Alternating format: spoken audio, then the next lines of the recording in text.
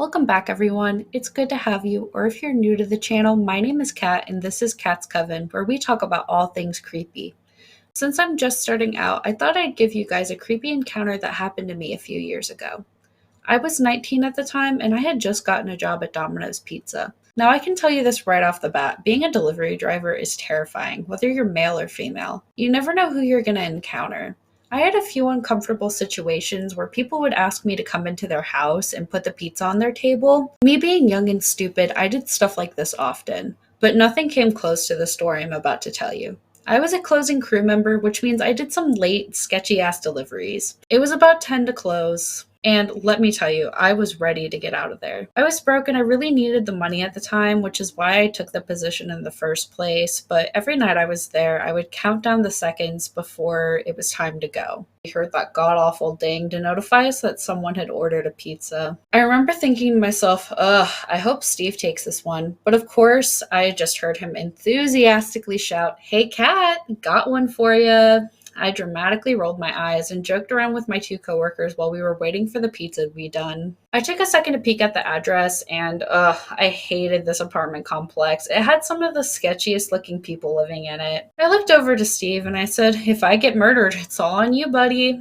We laughed about this as I got everything packed up in my car. I loved the late night drives though, the ones where no one was on the road, and besides my dread to go deal with this delivery, I was pretty excited to get it over with. I was sure that everything would be done by the time I had gotten this delivery over with and I would just get to go home afterwards. After about 5 minutes of driving, I arrived at the complex and I struggled to find a parking spot as I always did at this location, unfortunately. I finally found one and of course it was nowhere near the building I needed to be at. I sighed as I got out of my car and I hoped that I would quickly find it. I groaned as I started walking in the direction I assumed the townhome would be in.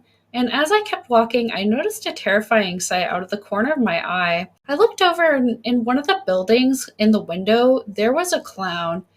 Honestly, it was one of the scarier ones I've seen, and I thought to myself, it's March. Halloween isn't even close. Upon further investigation, when I was taking a look at this thing, I noticed it wasn't a decoration at all. It was a guy just standing in his window dressed like a clown. I sped up, peeking back as he started waving at me, and he had this awful smile on his face. I finally found the townhome, and when the people opened their door, I frantically told them there was a dude dressed like a clown out there, and they laughed at me and told me that they were sure he doesn't bite.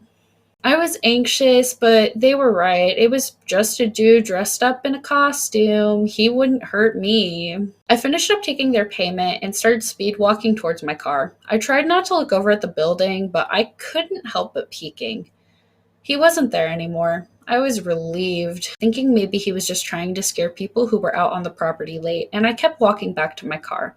As I got to it, I walked in and closed the door. I slumped back as I texted my mom that I was going to be home late because I had a last-minute order. Just then, I heard a loud scratching noise against my car that made me jump out of my seat. I looked over, and that guy had his face pressed up against my window, and he was scratching my car with a huge kitchen knife he had on him. I don't think I've ever screamed that loudly before in my life. I came to the quick realization my car was unlocked, and I fixed that immediately. He still tried to open it, shaking my car so aggressively that I could feel the whole thing shake, and he broke off my door handle. He threw it out the window and continued to scratch my car with the knife. I was in shock, and all I could do for a few moments was stare and watch this madman slash at my car. I started my car because I wanted to get the hell out of there once I kind of calmed down a little bit, but the second I did, of course, he stepped behind my car and he pressed his face against the window again, looking at me with that awful smile. With tears flooding down my face, I called 911. I feel so bad for the operator that picked up that call, because honestly, I know I was blubbering so much that she could not understand me. Once she got me to calm down, I told her where I was and what was happening, and I told her I really needed help. Now, I know any normal person would have probably said fuck it and ran this idiot over, but I was really anxious and my thought process wasn't really fully there. I stayed on phone with the operator, all while the man was continuously peering in and smiling at me. I begged the woman to have them hurry, and she was just trying to have small talk with me to make me feel better, constantly telling me, "Oh, they're on their way, they're almost there." Not much after this happened, he just kept standing there looking at me until the police arrived. They tackled him to the ground and he was arrested.